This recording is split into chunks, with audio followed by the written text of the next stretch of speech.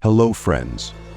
Today we embark on another fascinating journey into the dark world of true crime stories. Get ready to investigate, discover, and reveal the secrets of a dark and dramatic case. Are you ready to dive into this thrilling investigation? Let's get started now.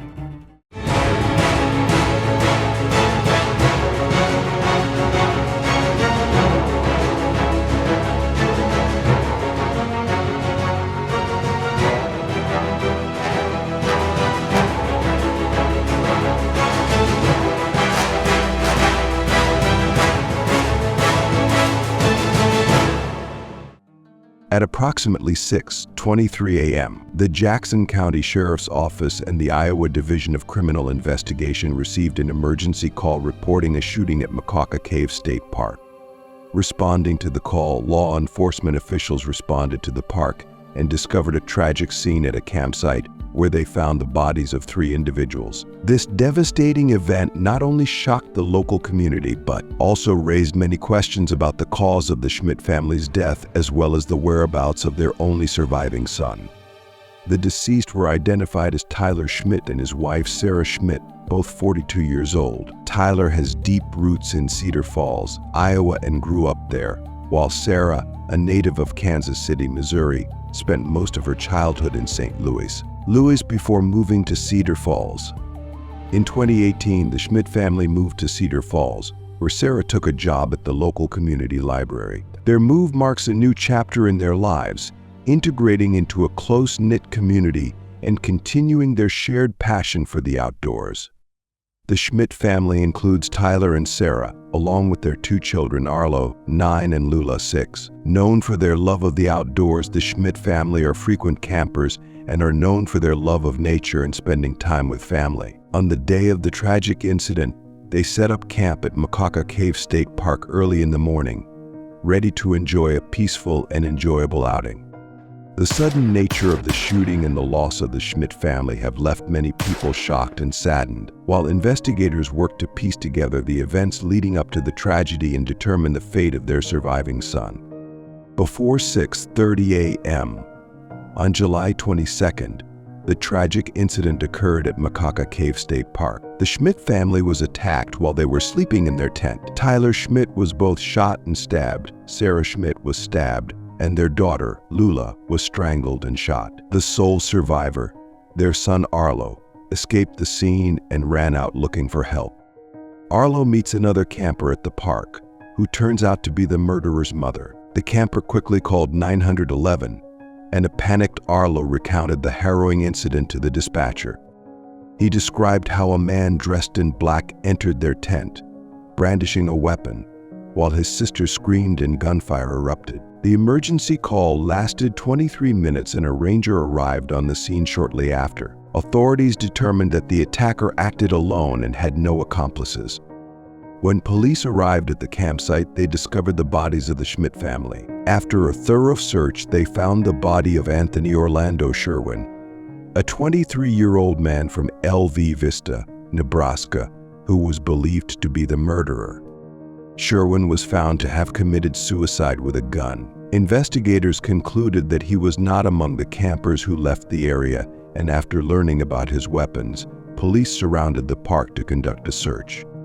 On August 4th, several weeks after the tragic event, the results of the autopsy were released, but police remained tight-lipped about some key aspects of the investigation. They did not reveal whether the gun found on Anthony Orlando Sherwin's body was the weapon used in the crime. The park where the incident occurred continues to be considered a crime scene and remains closed to the public as the investigation proceeds. The case not only shocked the community but also raised many questions about the motive behind the attack, as well as the relationship between Sherwin and the victims. Sherwin's request for full investigation reports relating to the case has not yet been fulfilled, and there has been no confirmation as to whether weapons consistent with the crime were recovered. Debbie McClung, director of the Iowa Department of Public Safety's Office of Strategic Communications, stated that while details about the incident cannot be made public, only specific, directly relevant details will be revealed. The Iowa Division of Criminal Investigation, DCI, asserted that all evidence collected supported the conclusion that Sherwin acted alone in the murder. However, Sherwin's mother, Cecilia, disputes this conclusion. She believes that her son cannot be the culprit and argues that the evidence presented does not prove his guilt. Cecilia emphasized discrepancies in Arlo Schmidt's description of the attacker wearing black clothing, pointing out that Sherwin was wearing green shorts, given to him by Cecilia herself on the day of the incident because they are the cleanest option after camping trip. Cecilia found it extremely difficult to return home without her son, whom she described as kind, sensitive, and an excellent student with big dreams. She firmly believed that her son could never commit such a brutal act. Determined to clear her name, Cecilia takes on the task of collecting the autopsy report herself, but the results only make the family more confused. Police declined to reveal the specific location in the park where Sherwin's body was found. Media inquiries from Argus, which sought records related to the shooting under the Freedom of Information Act and Iowa's Open Records Law, were denied by the Department of Public Safety. This refusal made it difficult to access many important documents, leading Cecilia to suspect that the Department of Public Safety was deliberately ignoring press requests for information. Additionally, no information about Sherwin's criminal record has been released. A review of court records from both Nebraska and Iowa revealed no prior criminal activity. The only recorded interaction Sherwin had with law enforcement before the incident was a report he made about someone trying to abuse his insurance. No clear motive has been identified for the Schmidt family's murder, and both the victims and the suspects' families confirmed that they had no prior contact with each other. Mitch Mortitt, Assistant Director of Investigations for the Iowa Division of Criminal Investigation, DCI, stated that there was no evidence of a connection between the parties, suggesting the act was motivated by confusing emotions. 4 days after the shooting, investigators are close to reaching a conclusion about the incident, but some answers may remain elusive. There is no evidence that Anthony Sherwin, 23, had any prior connection to the Schmidt family, which adds to the complexity of the case and raises speculation about the true motive behind the incident after the brutal act. Following the incident, authorities ordered the evacuation of campers from Makoka Cave State Park. Beth Salak, an executive assistant at a nearby Christian camp, reported that they were notified of the violent killing and instructed to evacuate immediately.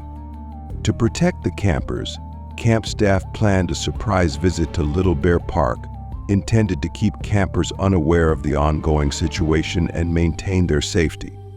The tragic shooting at Makoka Cave State Park deeply affected the community of Cedar Falls, Iowa, leaving a deep sense of pain and shock. Early on the morning of July 22nd, the Jackson County Sheriff's Office and the Iowa Division of Criminal Investigation were notified of a shooting at a campground in the park. Upon arrival, law enforcement discovered the bodies of the Schmidt family, Claire, 42, Sarah, 42 years old, and their 6-year-old daughter, Lula. Their 9-year-old son, Arlo, was the only survivor who escaped the crime scene.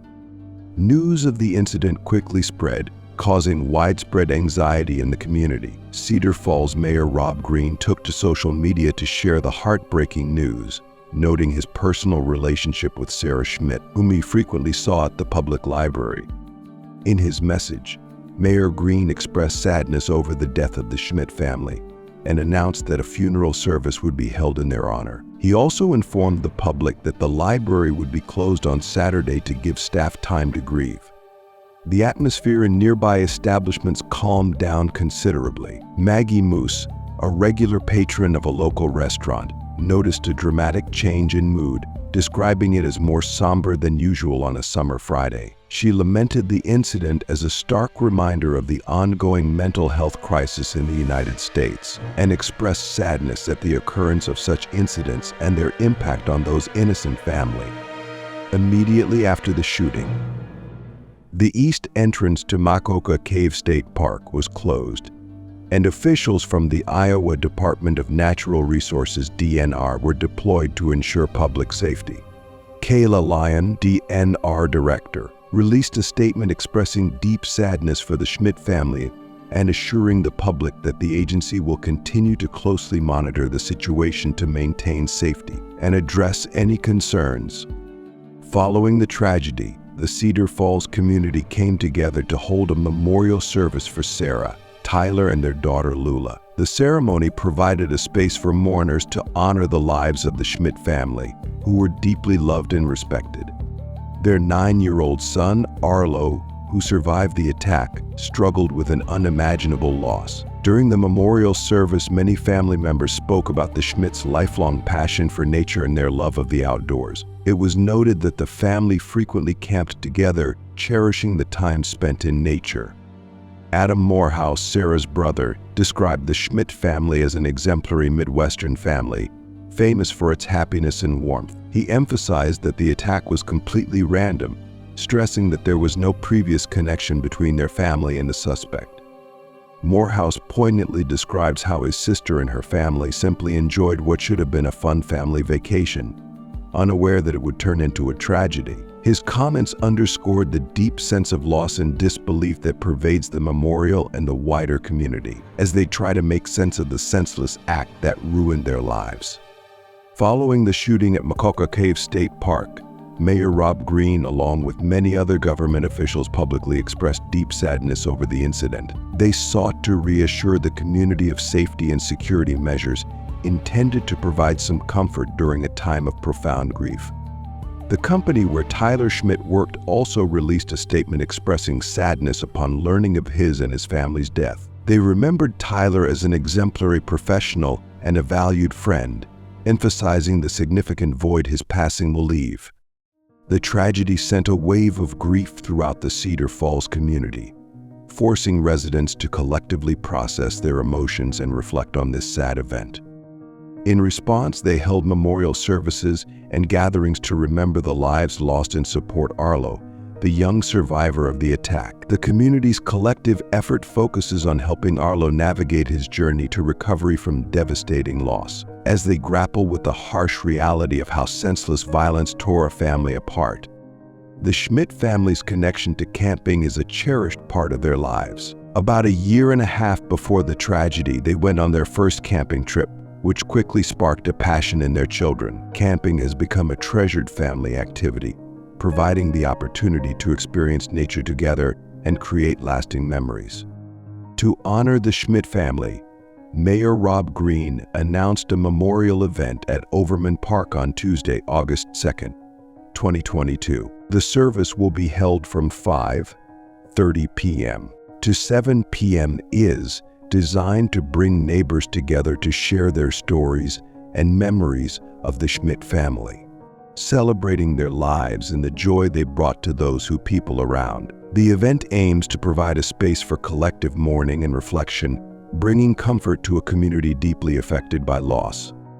Although the memorial event was not intended to be celebratory, it deeply reflected the community spirit that Tyler and Sarah Schmidt always cherished.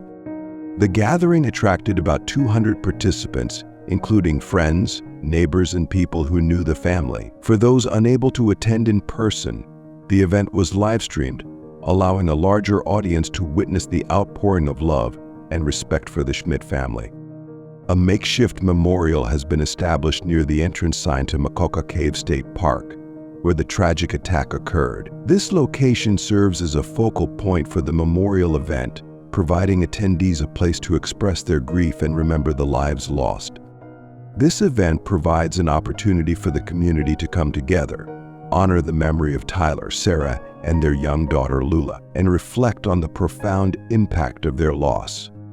The Schmidt family was well known and had a profound role in their community. Sarah, who works at the local public library, and Tyler were both recognized for their dedication to fostering connections between people. Their tragic deaths have left a significant void in the lives of those who knew them. In response to the outpouring of support for the surviving family member, 9-year-old Arlo, a GoFundMe page has been established to support his future needs. The fundraising campaign proved remarkably successful, raising $25,000 in just one day. Tyler's owner also contributed $5,000 to the fund, further demonstrating the community's commitment to supporting Arlo. To date, the GoFundMe account has accumulated nearly $294,000 and continues to accept donations, reflecting the continued compassion and generosity of the community as they rally around Arlo during an incredibly trying time, this challenge. Arlo Schmidt is currently living with his aunt and uncle in Cedar Falls, looking for support and stability after the devastating tragedy that took the lives of his parents, Tyler and Sarah, as well as his younger sister, Lula.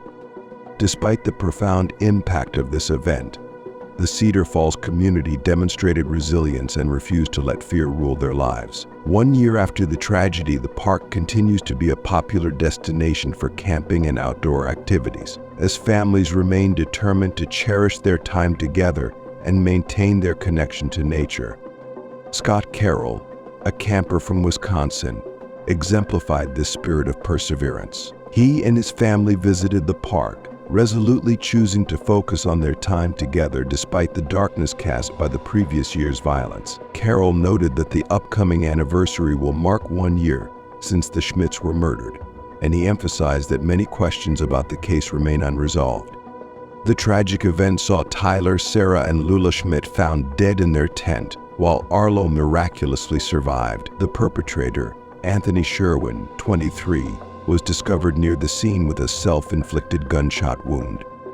Investigators concluded that Sherwin acted alone in the murder, but the motive behind the attack and any potential connection between Sherwin and the Schmidt family have never been revealed. The lack of information surrounding these aspects has left a lingering sense of uncertainty and suffering. Sherwin's mother publicly expressed disbelief that her son could commit such a brutal act, which further complicated the narrative surrounding the incident. Her statements add another layer of complexity to the case, as the community continues to grapple with the senseless violence that forever changed their lives and the life of young Arlo. The investigation into the tragic case of the Schmidt family has officially closed due to a lack of vital evidence to pursue further. This sad event has left the Cedar Falls community with many questions, especially regarding the motive behind the attack and the overall safety of families participating in outdoor activities. The unresolved aspects of the incident and the profound loss experienced by the community have caused ongoing reflection and concern. The story of Tyler, Sarah, and Lula Schmidt and the circumstances surrounding their deaths continue to resonate deeply in the community. Their story serves as a stark reminder of the vulnerabilities that can arise in seemingly safe spaces and has caused many people to reconsider their approach to outdoor safety and family protection. The community is still recovering from the shock of this tragic incident, with many still grappling with the emotional impact and searching for answers to lingering questions. The incident has sparked a wider dialogue about safety and the unpredictable nature of violence, affecting not only those directly involved but the wider community seeking comfort and understanding after the consequences.